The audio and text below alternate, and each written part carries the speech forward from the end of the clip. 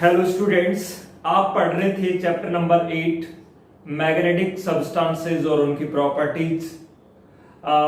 जो चैप्टर में आपने जो सीखा था, मैग्नेटिक फील्ड लाइंस की प्रॉपर्टीज सीखी थी, मैग्नेटिक मोमेंट के बारे में आपने डिस्कशन किया था, ये सारी बातें आपने सीखी थी। आज हम बात करेंगे magnetic moment of orbital electron की, कि ऑर्बिटल इलेक्ट्रॉन का मैग्नेटिक मोमेंट क्या होता है। आप ये जानते हैं कि जैसे एटम की यदि आप बात करते हैं तो एटम के सेंट्रल पार्ट में क्या होता है, न्यूक्लियस। न्यूक्लियस पे कैसा चार्ज होता है, पॉजिटिव चार्ज, और उसके अराउंड डिफरेंट ऑर्बिट्स में इलेक्ट्रॉन रिवॉल्व करता है। और जब इलेक्ट्रॉन रिवॉल्व कर रहा है तो वो जो ऑर्बिट है वो एक किसकी तरह से बिहेव करनी चाहिए, एग्जैक्टली उसी तरह से, एक सर्कुलर करंट की तरह से, क्योंकि वहां इलेक्ट्रॉन का जो पाथ है वो सर्कुलर पाथ है, तो एक सर्कुलर करंट उससे एसोसिएटेड होना चाहिए, है ना। और जब करंट फ्लो हो रहा है तो वो एक करंट कैरिंग सर्कुलर लूप या करंट कैरिंग सर्कुलर कॉइल की तरह से बिहेव करनी चाहिए। और सर्कुलर करंट कैरिंग कॉइल की तरह से बिहेव करेगी तो उसका क्या होगा, एक मैग्नेटिक मोमेंट होगा। तो आज के टॉपिक में जो हम पढ़ने वाले नेक्स्ट टॉपिक में वो है magnetic moment of the orbital electron, यानी ऑर्बिटल इलेक्ट्रॉन का मैग्नेटिक मोमेंट अपन कैलकुलेट करेंगे। बात समझ में आई? देखो, जब मैंने लास्ट क्लास में आपको मैग्नेटिक मोमेंट का फॉर्मूला बताया था, मैग्नेटिक मोमेंट क्या होता है, NIA, या N था number of turns, simple way में यदि आप कहें क्या होता है, I इंटू A। क्लियर है कि मैग्नेटिक मोमेंट का जो फॉर्मूला आपने सीखा था, मैग्नेटिक मोमेंट क्या होता है, M is equals to I into A। ये बात समझ रहे हैं, where I is the current and A is the area. ये भी आपको क्लियर है। अब हम बात करते हैं करंट की। करंट को क्या लिख सकते हैं, करंट को लिखा जा सकता है चार्ज डिवाइडेड बाय टाइम, है ना। यानी चार्ज इलेक्ट्रॉन की बात करें तो इलेक्ट्रॉन पे चार्ज E होता है डिवाइडेड बाय टाइम T, है ना। यानी करंट है उसका फॉर्मूला होता है charge divided by time. Charge revolve कर रहा है ना सर्कुलर पाथ में, तो उसको कितना टाइम लगा, मल्टीप्लाइड बाय एरिया। एरिया उस ऑर्बिट का, जैसे ये इलेक्ट्रॉन ऐसे रिवॉल्व करके ला रहा है तो ये जो एरिया है उसको आप क्या बोलेंगे, A। और वो एरिया क्या होगा, सर्किल के एरिया पाई R स्क्वायर। ध्यान रखें जहां पे क्या R क्या होगी, radius of the orbit. Clear है। अब देखो यहां हम बात करें किसके, टाइम पीरियड की। टाइम पीरियड कैपिटल T है, एक साइकिल को कंप्लीट करने में लगा टाइम। और टाइम का क्या कंसेप्ट, कैसे कैलकुलेट करते हैं, डिस्टेंस डिवाइडेड बाय स्पीड। तो इस टाइम को हम लिख सकते हैं, देखो ये तो E डिवाइडेड बाय टाइम क्या हो गया, टाइम होगा डिस्टेंस, है ना, एक साइकिल की जो डिस्टेंस डिवाइडेड बाय स्पीड। यही होता है टाइम के लिए formula, distance divided by speed into pi R square. ये बात तो क्लियर है ही आपको कि करंट का फॉर्मूला ये होता है। अब देखिए यहां से हम इसको क्या लिख सकते हैं, इसको लिख सकते हैं E डिवाइडेड बाय एक साइकिल की कितनी डिस्टेंस होती है, 2 पाई R। So 2 pi R divided by speed, velocity है उसकी, और उसको क्या लिख सकते हैं हम, V। So 2 pi R divided by V, ये 2 पाई R डिवाइडेड बाय V है। अब देखो इनटू क्या करें, पाई R स्क्वायर। अब देखो R से ये R क्या हो जाएगा, कैंसिल हो जाएगा एक, है ना, और पाई से पाई कैंसिल हो जाएगा, V ऊपर चला जाएगा, तो ये हो जाएगा EVR डिवाइडेड बाय 2। तो यहां जो M की जो वैल्यू आएगी आपके पास में वो क्या आ जाएगी, magnetic moment of orbital electron 1/2 EVR। ध्यान रखें यहां पे क्या, V क्या है, वेलोसिटी ऑफ द इलेक्ट्रॉन या velocity of the orbital electron, and R is the radius of the orbit. तो उसका क्या होगा, ये मैग्नेटिक मोमेंट होगा क्या, 1/2 EVR। और ये भी हम जानते हैं 11th क्लास में आपको बताया था v इज इक्वल टू क्या होता है r ओमेगा, और ओमेगा कौन सी velocity, angular velocity.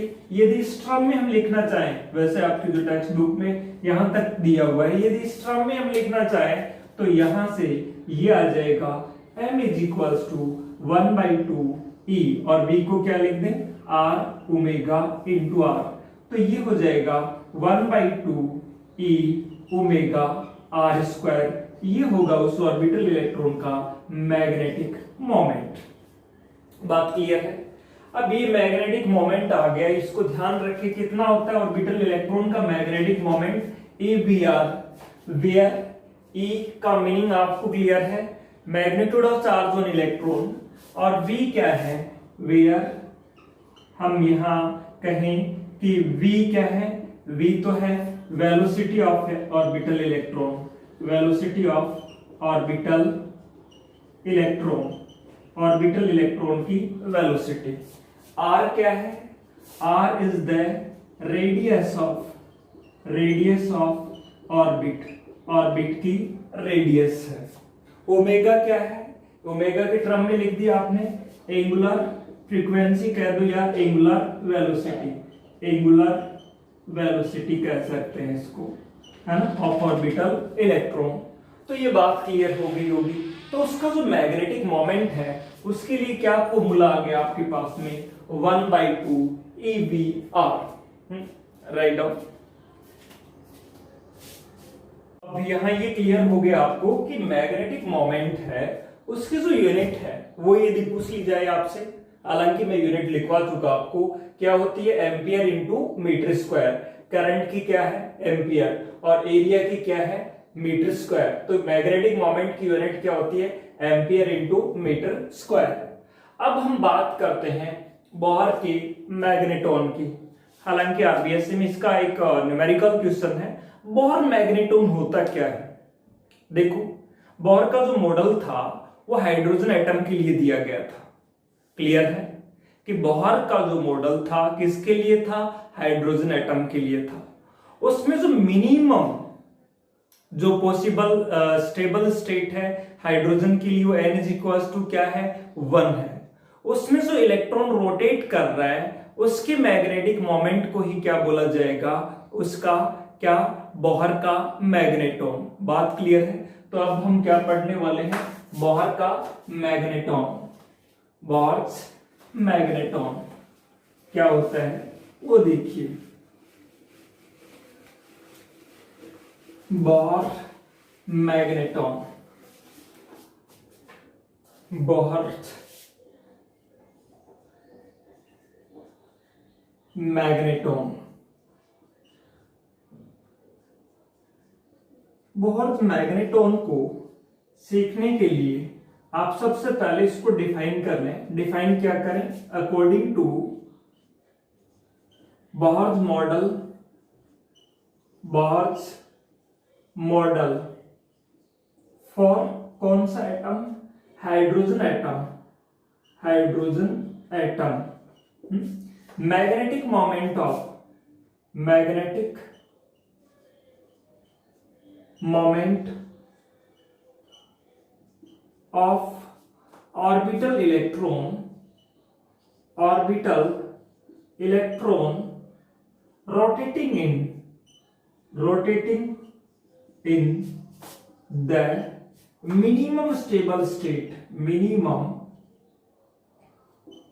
stable state, stable state is called क्या, Bohr's magneton, is called Bohr's magneton, है ना। आपके जो न्यूमेरिकल है 8.3 यानी इसका थर्ड जो न्यूमेरिकल है चैप्टर का, उसमें दिया हुआ है कि बोहर मैग्नेटॉन की वैल्यू कैलकुलेट करिए। तो सबसे पहले इसलिए मैं बता रहा हूं, बुक में थ्योरी में नहीं दिया हुआ है इसलिए मैंने बताया ये। अब देखिए बोहर मैग्नेटॉन किसके लिए, हाइड्रोजन एटम के लिए। सबसे पहले तो आप ऑर्बिटल इलेक्ट्रॉन का देखो क्या होता है, m इज इक्वल टू क्या होता है 1/2 EVR, ये हम जानते हैं, ये क्लियर है। Magnetic moment for orbital electron, यहां क्या लिखेंगे आप, magnetic moment of orbital electron, वो क्या होता है, m is equal to 1/2 EVR। अभी यही पढ़ा था, ये भी बात क्लियर है। अब बोहर के जो थ्योरी के पोस्टुलेट्स मैंने आपको चैप्टर नंबर 14 में एटॉमिक फिजिक्स में करवाए थे। सेकंड पोस्टुलेट में क्या कहा गया है, फ्रॉम बोहर्स सेकंड पोस्टुलेट क्या कहा गया है, MVR is equals to NH upon 2 ये दिख नहीं रहा तो मैं रिपीट कर देता हूं, MVR is equals to NH divided by 2 ये क्या है, MVR is equals to NH upon 2 यानी यहां जो लिखा गया है ये यदि नहीं दिख रहा सेकंड इक्वेशन में तो मैं लिख देता हूं यहां MVR इज इक्वल्स टू क्या है, NH अपॉन 2 ये होता है, ये लिखा हुआ है। इसको हम नाम दे देते हैं इक्वेशन नंबर 2। लेकिन यदि आपने कहा गया है मिनिमम स्टेबल स्टेट, हाइड्रोजन के लिए मिनिमम स्टेबल स्टेट कौन सी है, N इज इक्वल्स टू 1, सो हम इसको इस तरह से मॉडिफाई कर दें, फॉर H एटम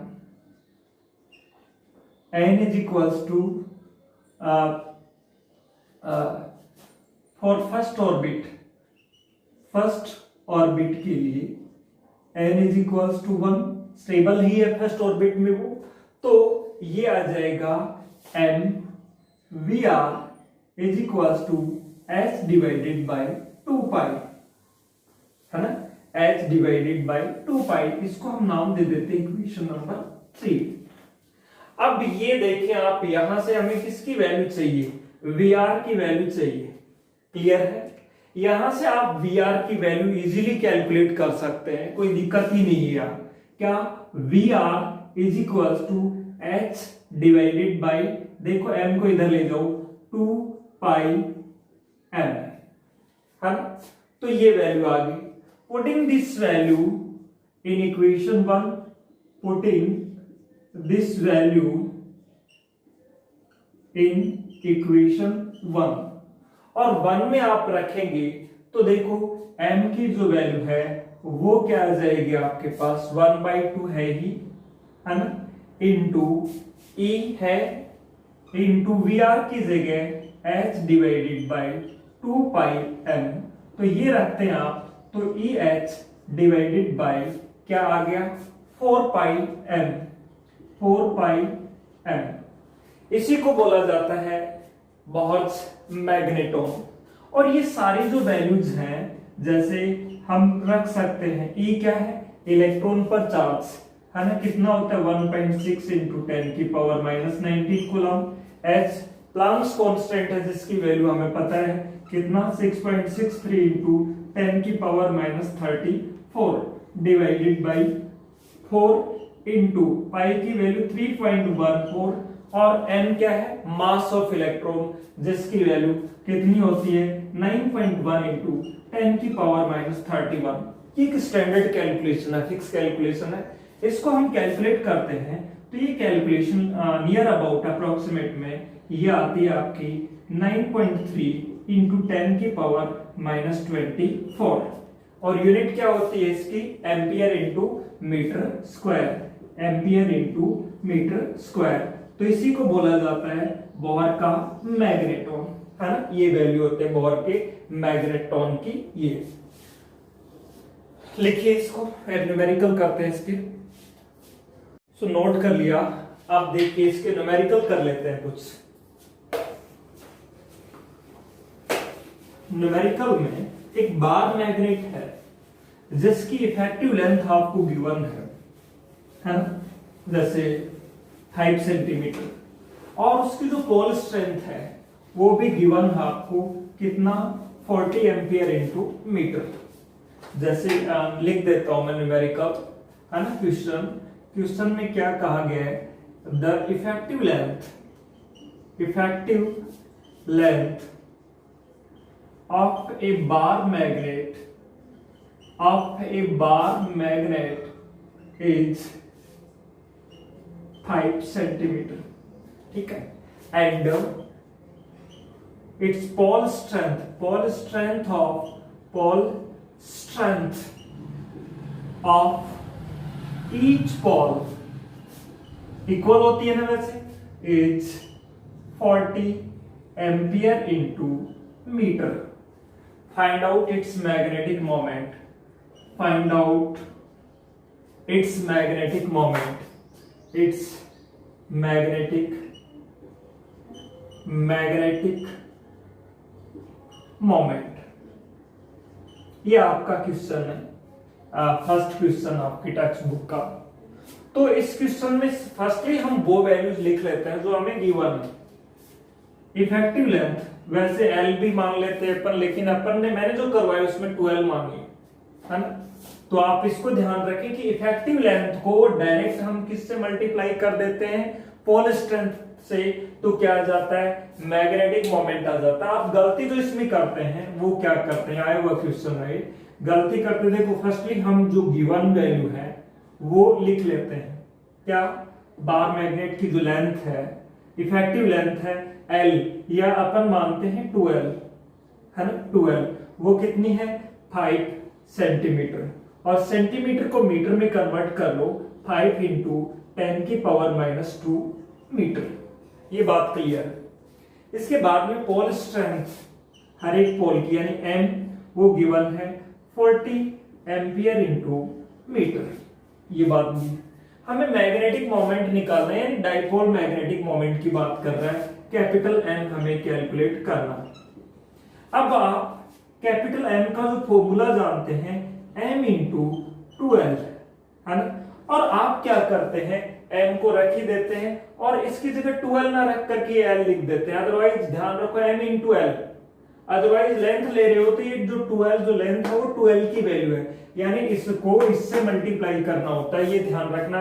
कई बार आप m है ना, m क्या है पोल स्ट्रेंथ, और l ये लेंथ रख देते हो और 2 से मल्टीप्लाई कर देते हो ना, 2l की वैल्यू ही होती है ये। तो यहां से आप कैलकुलेट करेंगे, जैसे ये वैल्यू कितनी है आपकी, m की वैल्यू है 5 into 10⁻�2 into 12 length, complete length ये 12 है, कितनी है ये 5 इंटू 10⁻⁻2 है ना। ये तो आएगी लेंथ। तो मैग्नेटिक मोमेंट कितना था, पोल स्ट्रेंथ कितनी थी 40 थी, पोल स्ट्रेंथ कितनी गिवन है, m की वैल्यू 40 गिवन है। तो इससे आप मल्टीप्लाई करेंगे तो ये आ जाएगा 200 इंटू 10⁻⁻2, और -2 ये कैंसिल होगा तो कितना बचेगा 2, और यूनिट क्या होती है मैग्नेटिक मोमेंट की, एम्पियर इंटू मीटर स्क्वायर। ये आ गया आपके पास में क्या, मैग्नेटिक मोमेंट इस बार मैग्नेट का, नोट करिए। अब नेक्स्ट क्वेश्चन पे बढ़ते हैं, आपका जो टेक्स्ट बुक का नेक्स्ट क्वेश्चन आरबीएससी का, उस क्वेश्चन पे बढ़ते हैं। नोट कर लिया आपने, नोट कर लिया तो देखिए, एक करंट कैरिंग कॉइल है जिसका मैग्नेटिक मोमेंट आपको गिवन है, फिर कह देता है कि उसकी रेडियस को क्या कर देते हैं, हाफ कर देते हैं, और करंट को डबल कर देते हैं, तो उसका मैग्नेटिक मोमेंट कितना हो जाएगा, है ना। यानी क्वेश्चन में क्या कहा गया है, नेक्स्ट क्वेश्चन जो लिखिए आप, the magnetic moment of a circular current carrying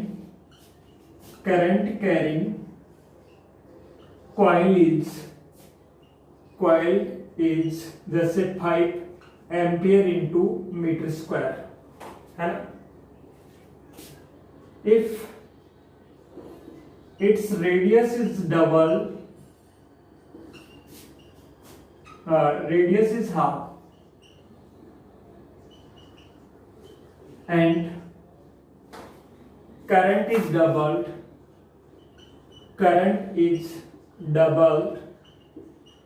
then find its magnetic moment. यानी पहले मान लो आप, पहले क्या, एक सर्कुलर करंट कैरिंग कॉइल है जिसका मैग्नेटिक मोमेंट आपको कितना गिवन है 5 ampere into metre square given है, और बाद में ये चेंजेस कर रहा है, रेडियस को हाफ कर रहा है, करंट को डबल कर रहा है, तो कह रहा है मैग्नेटिक मोमेंट कितना हो जाएगा। क्वेश्चन आप समझ गए है ना। तो क्वेश्चन समझ गए तो कौन कौन सी जो वैल्यूज आपको गिवन है वो लिख लीजिए। मैग्नेटिक मोमेंट आपको गिवन है 5 एम्पियर मीटर स्क्वायर होता है। अब आपको पता है मैग्नेटिक मोमेंट है उसकी वैल्यू होती क्या है, I इंटू ए। पहले मान लो करंट I था और एरिया कितना था A, है ना। या फिर इसको आप लिख सकते हो I इंटू एरिया को क्या लिख सकते हो, pi R square. Pi R square क्यों लिख दिया, क्योंकि कॉइल कैसी है, सर्कुलर करंट कैरिंग कॉइल है, और सर्कुलर करंट कैरिंग कॉइल का जो एरिया है वो क्या होता है, पाई आर स्क्वायर। सो ये मैग्नेटिक मोमेंट मान लीजिए फर्स्ट केस में है। फिर बाद में मैग्नेटिक मोमेंट क्या हो जाएगा, चेंज हो जाएगा।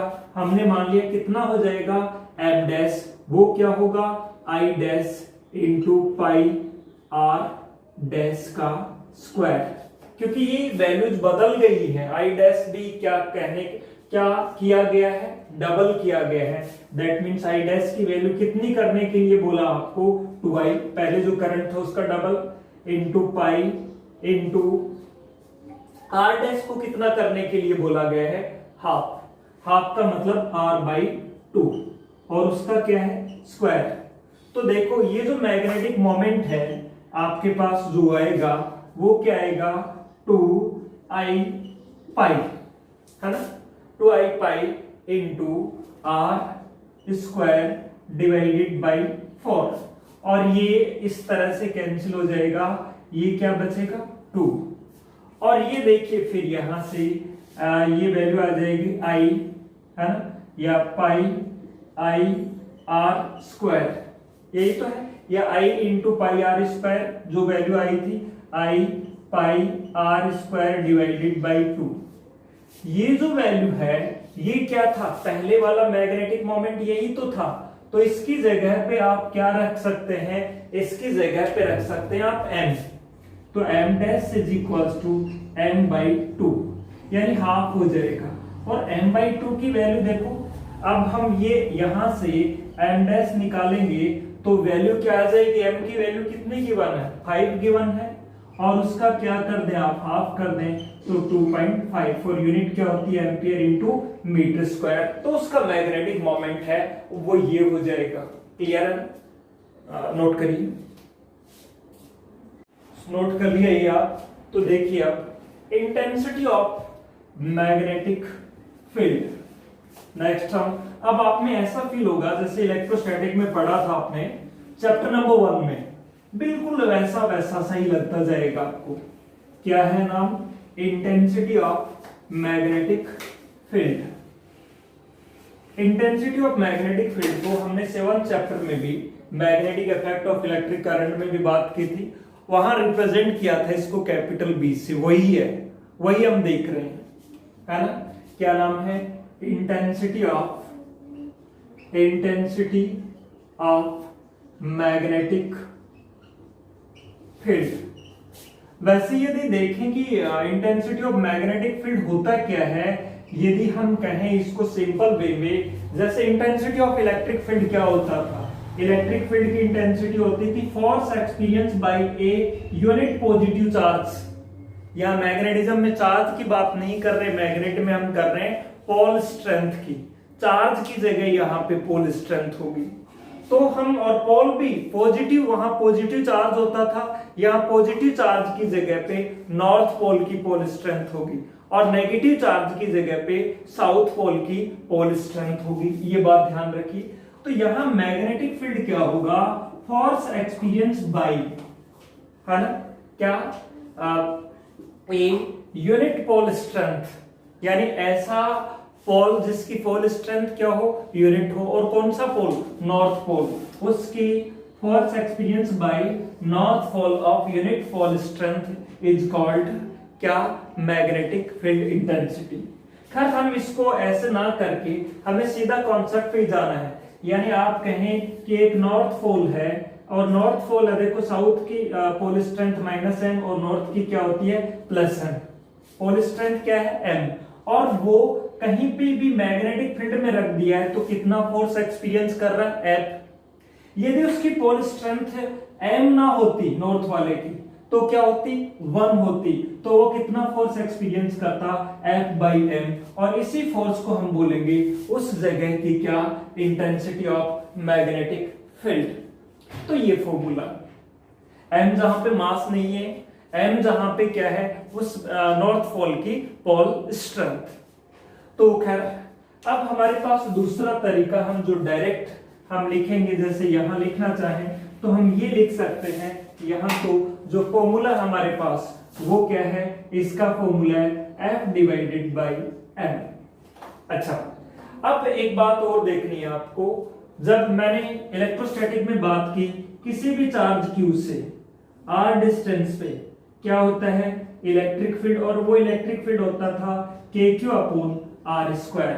इसी तरह से ध्यान रखना है किसी भी पोल जिसकी पोल स्ट्रेंथ m है उससे r डिस्टेंस पर इलेक्ट्रिक फील्ड की जगह क्या होगा मैग्नेटिक फील्ड, और वो क्या होगा k, q की जगह पे उस पोल की pole strength divided by r²।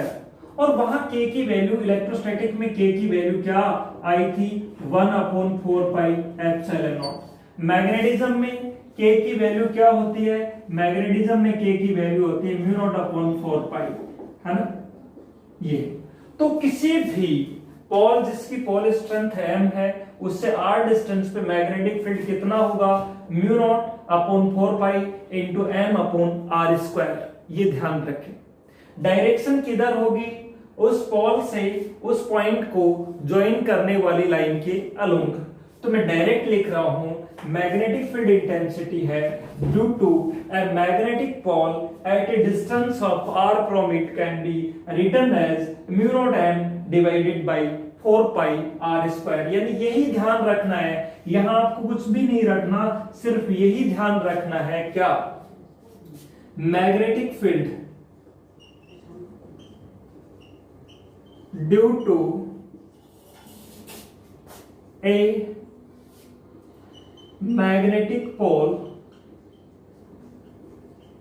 Of pole strength n, और वो मैग्नेटिक फील्ड कितना होगा, वो होगा μ0 डिवाइडेड बाय 4πm/r²। कैसे याद रखेंगे, याद रखना आसान हो, देखो k q/r² होता था इलेक्ट्रिक फील्ड, यहां क्या हो जाएगा चार्ज की जगह पे पोल स्ट्रेंथ आएगी, सिंपल सी बात है, चार्ज की जगह पे क्या आएगी पोल स्ट्रेंथ, और वहां k की जो वैल्यू 1/4πε0 होती थी, यहां मैग्नेटिज्म में k की वैल्यू क्या बताई थी मैंने μ0/4π, यहां कूलम्ब्स लॉ में बताई थी। तो ये फॉर्मूला ध्यान रखिए, सिंपल, आपको इसमें और कुछ भी ध्यान नहीं रखना, ये बात ध्यान रह जाएगी। किसी भी कोई भी बार मैग्नेट जिसके किसी पोल की पोल स्ट्रेंथ m है उससे r डिस्टेंस पे क्या बनेगा मैग्नेटिक फील्ड, जिसकी वैल्यू क्या होगी μ0m डिवाइडेड बाय 4πr²। μ0 क्या है उस फ्री स्पेस की परमेबिलिटी है, ये हम डिस्कस कर चुके हैं, बात क्लियर है। अच्छा, मीडियम दूसरा होगा तो मैग्नेटिक फील्ड भी क्या होगा कुछ अलग होगा। तो ये याद रखिए आप फिर से, क्या किसी भी मैग्नेटिक पोल जिसकी पोल स्ट्रेंथ m है उससे r डिस्टेंस पे मैग्नेटिक फील्ड कितना होता है μ0m डिवाइडेड बाय 4πr²।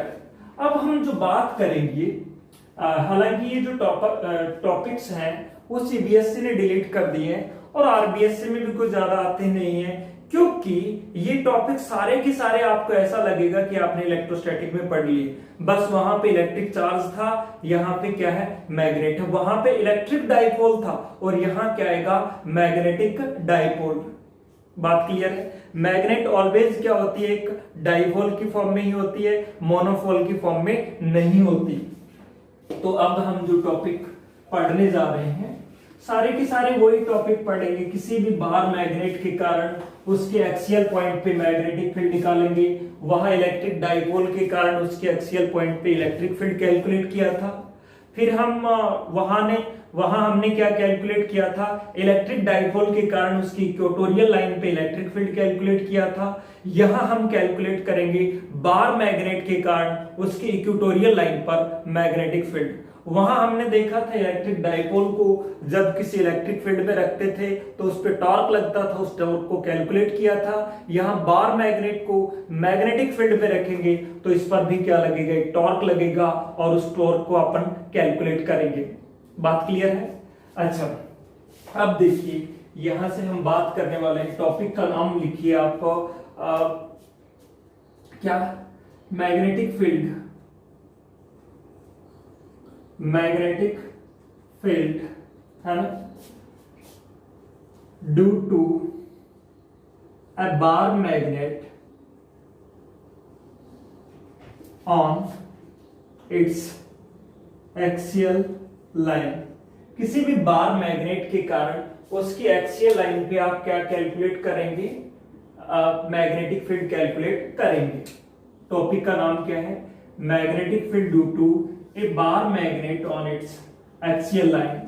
सबसे पहले मैं यहां ये जो बना रहा हूं, ये बार मैग्नेट बना रहा हूं और हम वहां डाइपोल, क्योंकि वहां इधर क्या लिया था हमने, इलेक्ट्रिक डाइपोल के केस में माइनस क्यू चार्ज और इधर क्या लिया था, प्लस क्यू चार्ज। यहां पे हम माइनस क्यू चार्ज की जगह पे साउथ पोल लेंगे और प्लस क्यू की जगह पे नॉर्थ पोल लेंगे। जैसे ये आपके पास में साउथ पोल है और ये आपके पास में नॉर्थ पोल है और इसकी पोल स्ट्रेंथ क्या होगी, माइनस का m और इसकी पोल स्ट्रेंथ क्या होगी, प्लस का m। और ये जो देख रहे हैं ये मैग्नेटिक एक्सिस है। अच्छा, इसके बिल्कुल बीच से जाती हुई वर्टिकल लाइन उसकी कौन सी होती है, इक्वेटोरियल लाइन, और ये इसकी कौन सी लाइन है, एक्सियल लाइन। और ये जो डिस्टेंस है, ये कंप्लीट डिस्टेंस आपको पता है कितनी होती है, ये डिस्टेंस होती है 12 मानी थी हमने। अच्छा, हमेशा हम सारे जो डिस्टेंस मेजर करते हैं वो मैग्नेट के कहां से, सेंटर पॉइंट से मेजर करते हैं।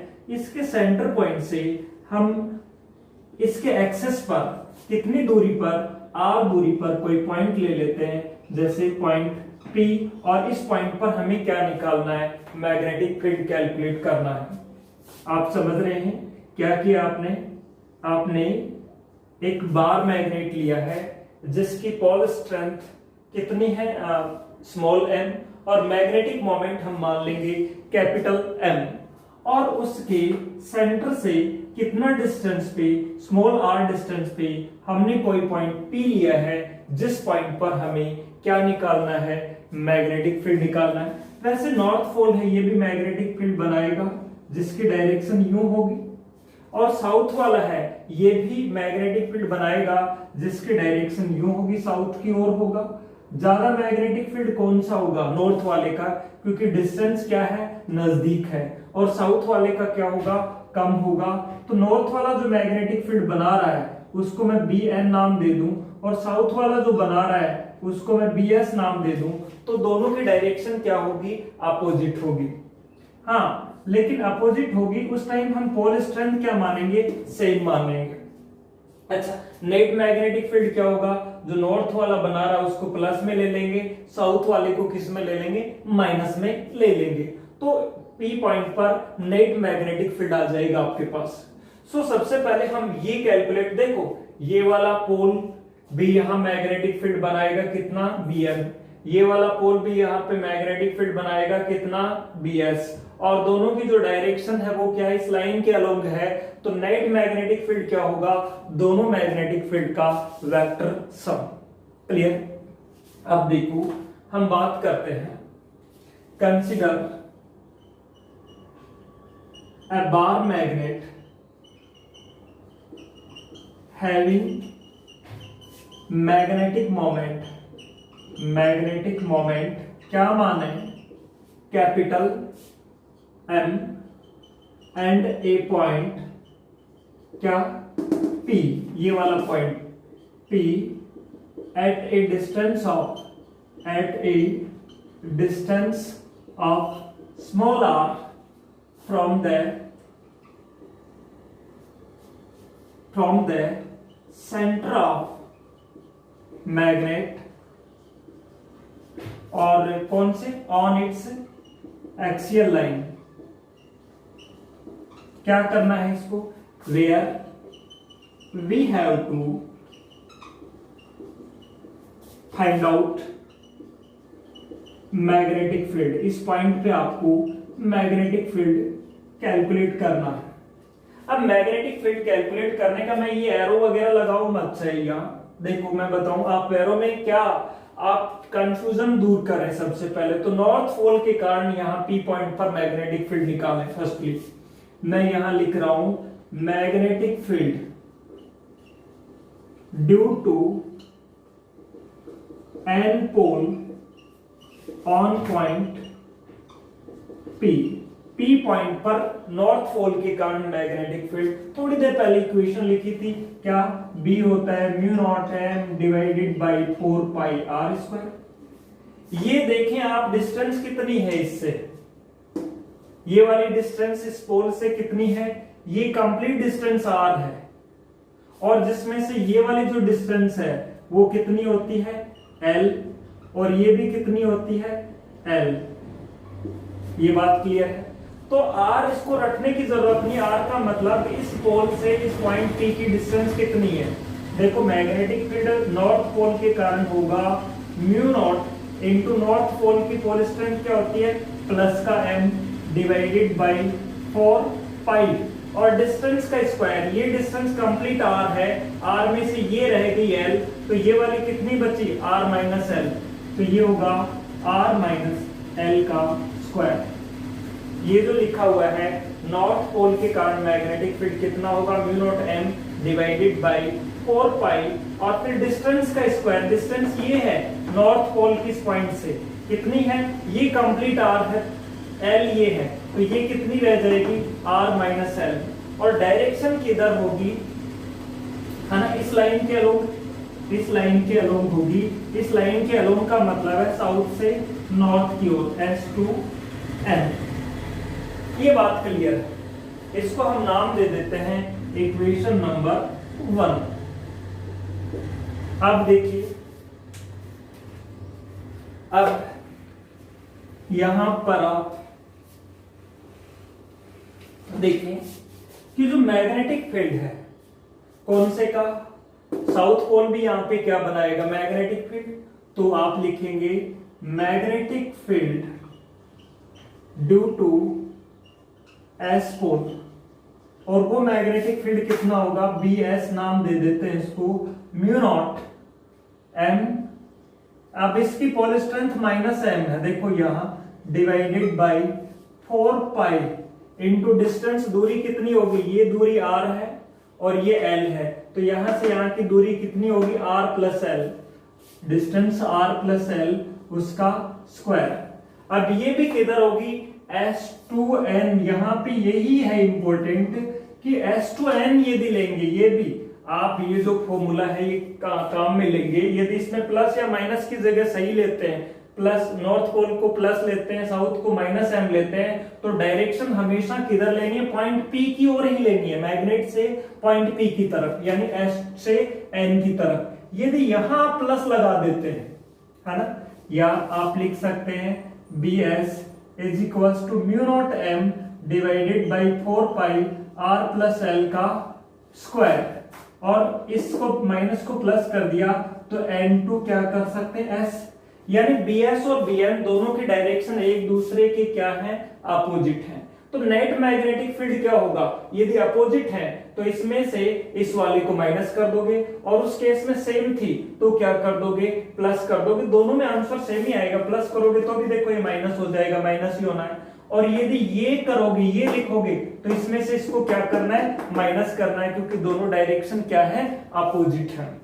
ये बात क्लियर है। अब देखो net magnetic field, net magnetic field जैसे मान लो ये इक्वेशन दे दूं, मैं इसको दे दूं 2 दे दूं, ये ना लिखे चाहे कोई दिक्कत नहीं है, क्योंकि इन दोनों की डायरेक्शन क्या है सेम है, और इन दोनों के अपोजिट है, अपोजिट है तो इसमें से इसको माइनस करनी पड़ेगी, है ना।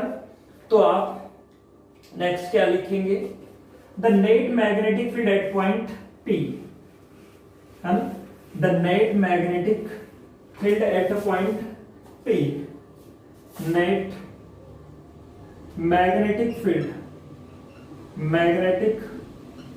फील्ड एट P, वो क्या हो जाएगा, डायरेक्शन सेम होने के कारण BN प्लस BS क्या हो जाएंगे, एंड हो जाएंगे। और BN की वैल्यू कितनी है, ये है mu naught M divided by 4 pi R minus L का स्क्वायर। और इसकी वैल्यू ये लिखेंगे, है ना, डायरेक्शन सेम करनी है तो mu naught minus M divided by 4 pi R plus L का स्क्वायर। ये बात समझ गई। अब ये हमें सिंपल कैलकुलेट करना है ना, सिंपल कैलकुलेट करेंगे तो देखो ये लिखिए। अब देखो सिंपल कैलकुलेट करना है, कैलकुलेट करेंगे तो ये वैल्यू हमारे पास म्यू नॉट M कॉमन ले लो, म्यू नॉट M, और ये आ जाएगा 4 पाई भी कॉमन ले लो, ये आ जाएगा 1 अपॉन R माइनस L का स्क्वायर, और ये आ जाएगा minus 1 upon R plus L का स्क्वायर। क्लियर। अब देखो ये कैलकुलेट करेंगे आप तो mu naught M divided by 4 पाई, है ना, और एलसीएम ये आ जाएगा क्या, R minus L into R plus L, इसका भी स्क्वायर है और इसका भी स्क्वायर कर नेक्स्ट स्टेप में कर देंगे। अब देखो क्रॉस मल्टीप्लाई करोगे तो R प्लस L का square minus R minus L का स्क्वायर।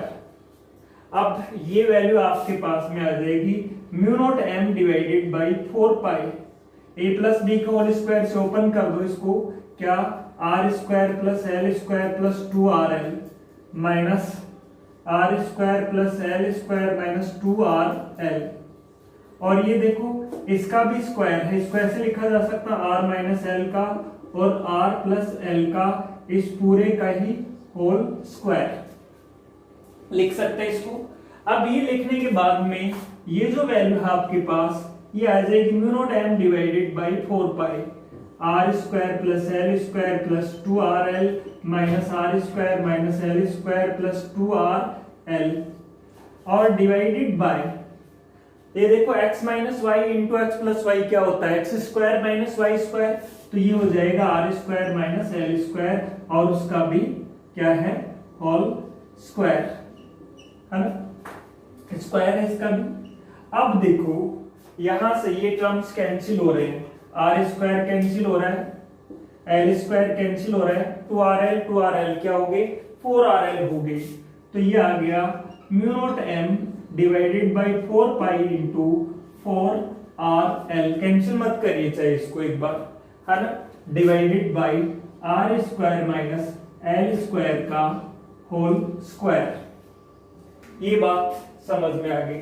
जिसकी डायरेक्शन किधर है, उस डायरेक्शन में है, यानी P पॉइंट की तरफ है, और मैग्नेटिक मोमेंट की डायरेक्शन भी किधर होती है, P की, साउथ से नॉर्थ की ओर।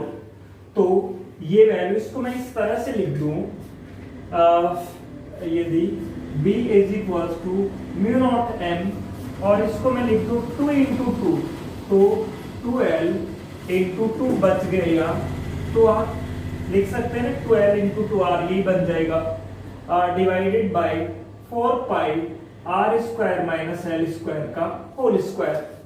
अब आपको ये वैल्यू पता है, कौन सी वाली वैल्यू, ये M इंटू 12 क्या होता है, कैपिटल M होता है, जिसको आप क्या कहते हो, मैग्नेटिक मोमेंट। और जैसे ये वैल्यू रखेंगे आप म्यू नॉट, इसको क्या लिखा जा सकता है, इस वैल्यू को कैपिटल M, है ना, into 2R divided by 4 pi R square minus L square, है ना, या इसको हम लिख सकते हैं 2 mu naught M R divided by 4 pi R square minus L square का स्क्वायर। क्लियर। अब देखो फॉर स्मॉल बार मैग्नेट, यदि आप बहुत ज्यादा लार्ज है तब तो बात अलग है, स्मॉल बार मैग्नेट के लिए ये वाली जो डिस्टेंस है, जो 12 है या L है, बहुत ही क्या होती है, कम होती है, तो हम लिख सकते हैं जंक्शन में फॉर स्मॉल बार मैग्नेट, है ना। बार मैग्नेट के लिए क्या हो जाएगा, आर स्क्वायर की वैल्यू एल स्क्वायर की वैल्यू क्या होगी, बहुत कम होगी आर स्क्वायर के कंपैरिजन में। तो एल स्क्वायर को आप क्या कर दें, नेग्लेक्ट कर दें, ये लिख लिया है ना। आर स्क्वायर को आप क्या करें, नेग्लेक्ट करें स्मॉल बार मैग्नेट के लिए। तो ये वैल्यू आपके पास में जो आ जाएगी वो होगी, देखो 2 mu naught capital M R divided by 4 pi R square की पावर 2, ये 4 हो जाएगी पावर, तो 2 mu naught M R divided by 4 pi R की पावर 4, या 2 mu naught M divided by 4 pi R की क्यूब। ये बात क्लियर है। अब आपके पास में आ गया 2 mu naught M divided by 4 pi R की क्यूब, ये आ गया मैग्नेटिक फील्ड कौन से पॉइंट पे, एक्सियल लाइन पे। यहां ये भी ध्यान रखना है कि एक्सियल लाइन पर देखो, बार में यदि आपसे रफली बात करूं तो बार मैग्नेट का ये साउथ पोल था और ये नॉर्थ पोल था। मैग्नेटिक मोमेंट की डायरेक्शन किधर होती है, साउथ से नॉर्थ की ओर एम की डायरेक्शन, और मैग्नेटिक फील्ड भी किधर आ रहा है, साउथ से नॉर्थ की तरफ आ रहा है, इधर ही आ रहा है। तो मैग्नेटिक फील्ड की डायरेक्शन और मैग्नेटिक मोमेंट की डायरेक्शन क्या होती है, सेम होती है, ये ध्यान रखना है। सेम इलेक्ट्रिक फील्ड की तरह से ये, बस इलेक्ट्रिक फील्ड में यहां पे क्या आता था, ध्यान हो आपको, है ना, ध्यान, यहां पे क्या था, डाइपोल मोमेंट पी के टर्म्स में आता था। सो राइट डाउन, इसको आप लिख ले आप इसको।